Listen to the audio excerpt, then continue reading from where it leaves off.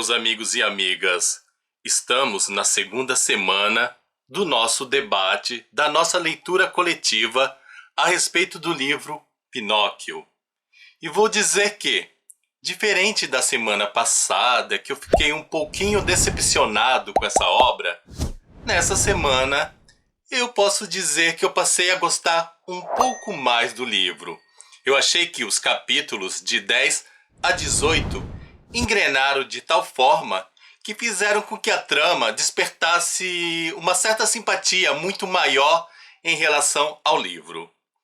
Gostei tanto das reflexões propostas por esses capítulos, como também gostei da história em si.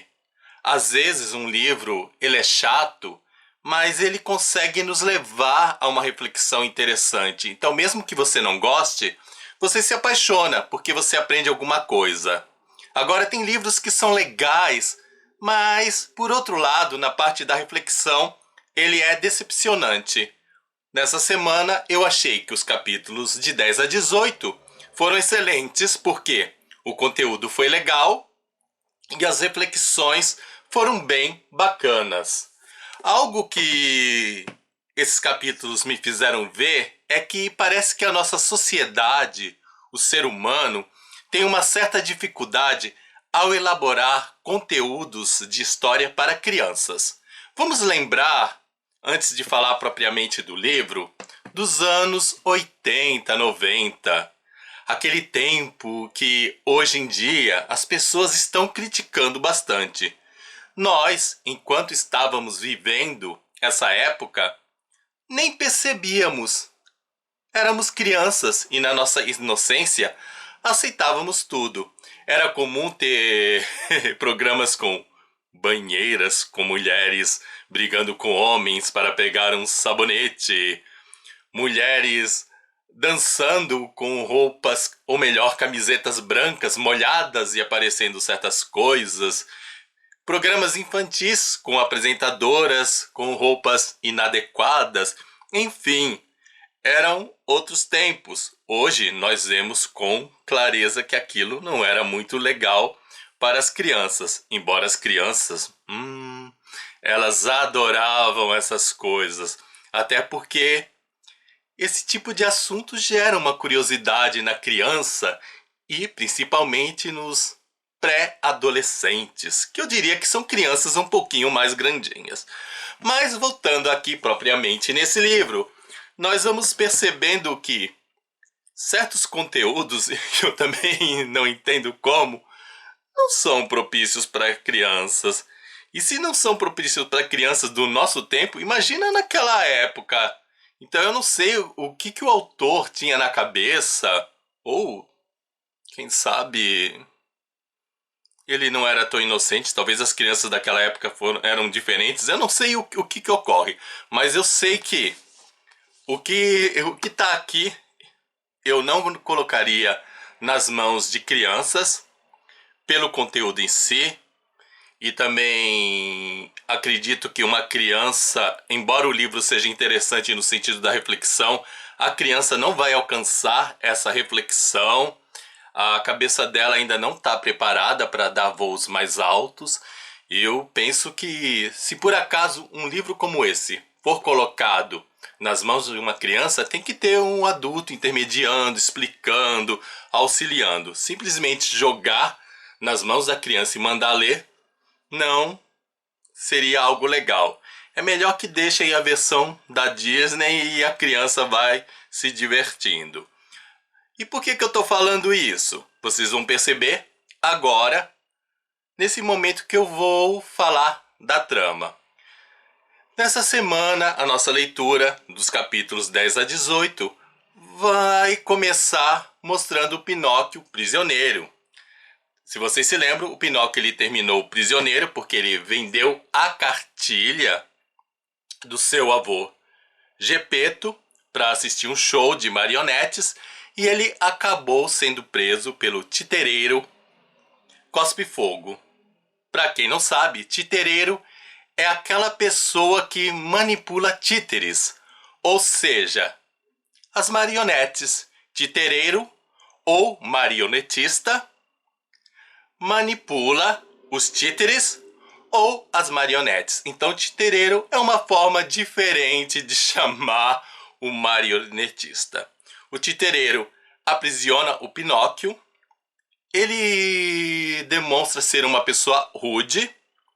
Dizem que ele é mau, mas eu não achei que ele fosse tão mau. Ele é rústico. Ele resolve queimar o Pinóquio para acender uma fogueira. E nisso as outras marionetes, ou pelo menos uma, resolve defender o Pinóquio. E o Pinóquio consegue a clemência desse titereiro cospe-fogo. O titereiro ele se compadece do boneco Pinóquio. O interessante é que, até agora na história, o único boneco que falava realmente sozinho, sem auxílio de ninguém, sem ser manipulado, era o próprio Pinóquio.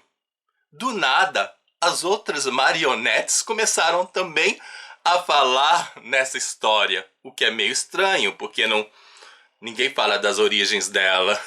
Então, tipo, joga a história aí sem muito nexo, sem muita explicação, e as marionetes estão falando. Mas enfim, os bonecos aí, eles não vão ser a favor do titereiro, intercedem aí pelo Pinóquio. O Pinóquio consegue a liberdade. O titereiro, ele se comove um pouco aí com a história do Pinóquio, fica sabendo do pai do Pinóquio, da situação, que o velho teve que vender o seu casaco, que já era um casaco ruim. O Pinóquio conta para ele da extrema pobreza de seu pai, e o titereiro, compadecido, dá 5 moedas de ouro. Em outras versões eu vejo esse titereiro assim como uma pessoa má, muito egoísta, que não se preocupa com o próximo. Aqui o titereiro até que é uma pessoa boa, ele se compadece e ele dá 5 moedas para o Pinóquio entregar para o seu pai. O Pinóquio ele sai aí dos aposentos do titereiro e encontra um gato e uma raposa. E esse gato e essa raposa são bem malandros, tentam enganar o Pinóquio. E olha, o Pinóquio ele meio que tenta resistir, não porque ele tenha percebido a maldade do gato e da raposa, mas porque ele quer voltar para casa. Mas o gato e a raposa, na lábia, convence o Pinóquio que aquele dinheiro pode se multiplicar e que seria muito mais proveitoso para o seu pai. Nesse sentido, eu vejo que o Pinóquio não foi uma criança má, mas foi uma criança enganada. E isso é bem interessante, porque na outra versão o Pinóquio é uma criança má que tem que se formar, ficar boa para se tornar gente. Aqui não, aqui o Pinóquio ele é uma pessoa comum, é uma criança comum. Alguém que tem os seus momentos bons e alguém que tem os seus momentos maus. Então o Pinóquio ele vai se arrependendo, outras vezes ele faz maldade, outras vezes ele vai enganado. Eu acho que o Pinóquio, enquanto personagem nesse livro, é um personagem bem construído. Talvez como pessoa verdadeira, pelas suas maldades, não seja uma criança adequada. Mas enquanto, assim, construção de personagem para mostrar a realidade, para a gente ver como que as pessoas podem agir de uma maneira um pouco mais segura no momento, ou em outros momentos mais inseguro, nos momentos tendo mais bondade, em outros momentos tendo mais maldade, o Pinóquio é o personagem perfeito. A raposa e o gato, eles convencem o Pinóquio na lábia, o Pinóquio vai seguindo esse gato e essa raposa, eles acabam numa taverna, comem, resolvem descansar. O Pinóquio dorme, eles vão sair num determinado horário e o gato e a raposa saem, deixam o Pinóquio ali sozinho.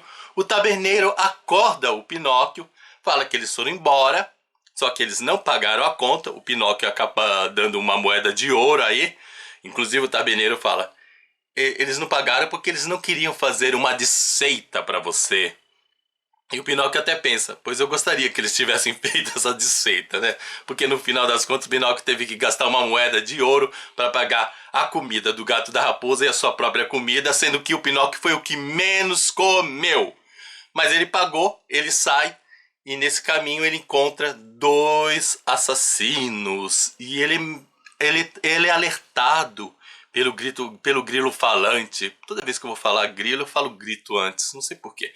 Mas enfim, ele é alertado pelo grilo falante. O grilo que aparentemente me deu a impressão que ia desaparecer surge, mas dessa vez ele surge como uma voz, uma consciência. Ele alerta, o Pinóquio não dá muita bola, ele continua o seu caminho, os assassinos vão atrás do Pinóquio. Nessa história o Pinóquio acaba também encontrando uma menina, olha que coisa, essa menina está morta, numa história para criança, o boneco encontra uma criança morta. Legal, né? Mas ele não se assusta muito. A menina fala até que não tem ninguém na casa porque todo mundo morreram. Mas enfim, os assassinos conseguem matar o Pinóquio. E quando eles matam, quem que socorre o Pinóquio? A menina. E nós descobrimos que a menina é uma fada. Ela conversa um pouquinho aí com o Pinóquio, dá conselhos, o Pinóquio mente, etc. O nariz dele cresce, aparece a cena, vem os pica-paus e cortam o nariz do Pinóquio. E o Pinóquio ele sai aí da casa da fada para encontrar o pai dele. E aí uma coisa acontece. Ele encontra novamente a raposa e o gato. E eu acho que não é legal falar para vocês o que acontece agora. Talvez eu fale na outra semana. Eu dei uma olhadinha aqui e fiquei pensando, né? Dei até uma abertura. Falo ou não falo isso? Não vou falar. Vou deixar para falar no próxima semana, porque esse final é o início do capítulo 19.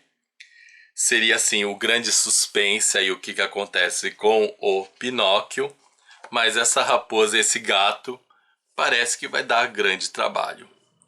Em resumo, estou gostando da história. Ela está sendo meio que divertida, mesmo com certas crueldades. Não colocaria nas mãos de crianças, a não ser com a intermediação de um adulto. Mas vamos que vamos e vamos aguardar o que vai suceder nos próximos capítulos. Mas é muito interessante perceber assim o quanto o Pinóquio ele chegou para nós modificado e que a origem dele é uma história um tanto tenebrosa. E é isso, gente. Espero que vocês tenham gostado. Não se esqueçam de dar o seu joinha, nem que seja por caridade. Afinal, copo d'água, um joinha, não se nega para ninguém. Tchau para vocês e até o nosso próximo vídeo. Fui!